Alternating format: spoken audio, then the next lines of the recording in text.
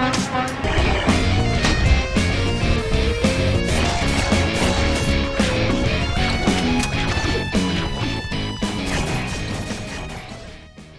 everyone, David Petrangelo back with you again for Console Creatures, and it's time to take a look, once again, at an Xbox Game Pass hidden gem and indie darling. This week, I'm looking at Unsighted, which is a game that fits right in the middle and perfectly into both of those categories. This is the fourth game just this year that I've played off Xbox Game Pass, published by Humble Games. Now, there's a lot of great publisher and developers out there, but they have a lot of great games on Game Pass as well on PlayStation, Switch, and of course PC with the Epic Game Store and Steam as well, where you can find this game.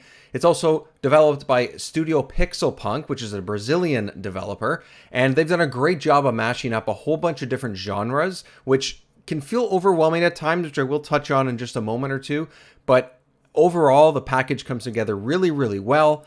The reasons why, I'll get into right now.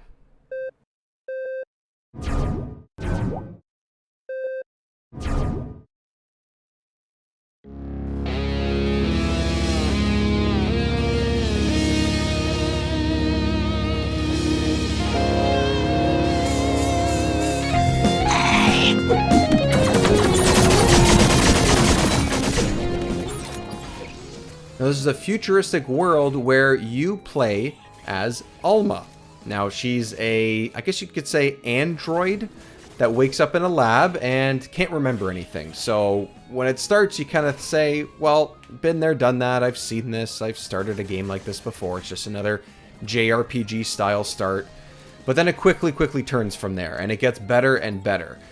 Essentially, what you're trying to do is you're trying to save the world that you live on.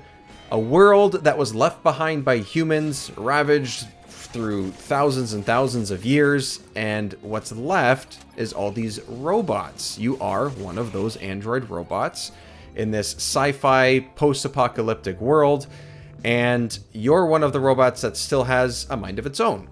All of the characters that you run into are very human, all of the ones that are at least on the good side here.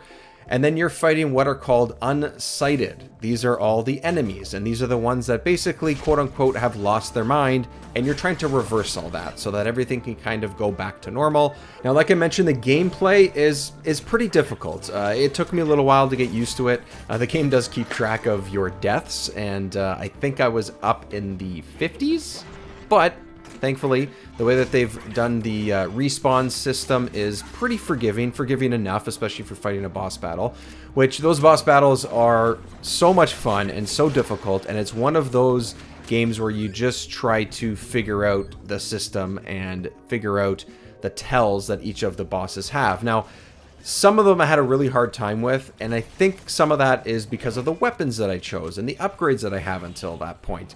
And it's really, really great. It's honestly a good push and pull. It's a little bit like a Zelda game as well, where you can choose, at least in the beginning anyway, you can choose to go to these dungeons. There's caves, and there are what they call a highway, which is basically the air level. There's an ice level. There's all these different environments that all look unique. They have unique enemies and different ways that you have to manage the puzzles and the traversals through the levels as well. Now, just one more nitpick, and it is kind of a style choice, so I'm mostly okay with it, is that it's a really cumbersome menu system. So for example, if I wanted to switch up my sword to an axe, or my pistol to a flamethrower, for example, I have to open up the menu, I have to open up the weapons menu, and then I have to go down the list and click which one I want just to equip it. I wish there was maybe something on the D-pad that would allow me to switch between, let's say, my two most recent weapons in each hand, but, you know, I get it. They're sort of going for a retro feel to this as well. I do wish, though, that I spent a little less time through the menu system. After that, though, the rest of this game, honestly, is incredible. There's so many things going on in this game that I got a little bit overwhelmed at times. Thankfully, the difficulty does allow you to switch it halfway through the game or any point in the game, and you can sort of do less item and less component management and company management, but it doesn't take away from the story. The story still keeps going. The gameplay is still awesome and tight. I never felt like I was ripped off, I would say, when I lost the fight or when I had to respawn and I died. I just think that Unsighted, honestly, I could go on for another 7 minutes about this game. I think it's absolutely excellent. If you have any interest in Metroidvania games, Zelda games, games that have RPG elements, all the things that I've mentioned, at least give this a try. And I cared for these characters. I honestly did. The ending was great. I thought it was satisfying. I thought the journey getting to the ending, especially the sort of last act, was super fun. And it's one of those games that I wanted to go around the map, the giant map that keeps growing and growing as the game goes, and find all the collectibles and get all the upgrades as I could in order for these boss battles to be easier or for me to feel overpowered, because the game does allow you to get to that point.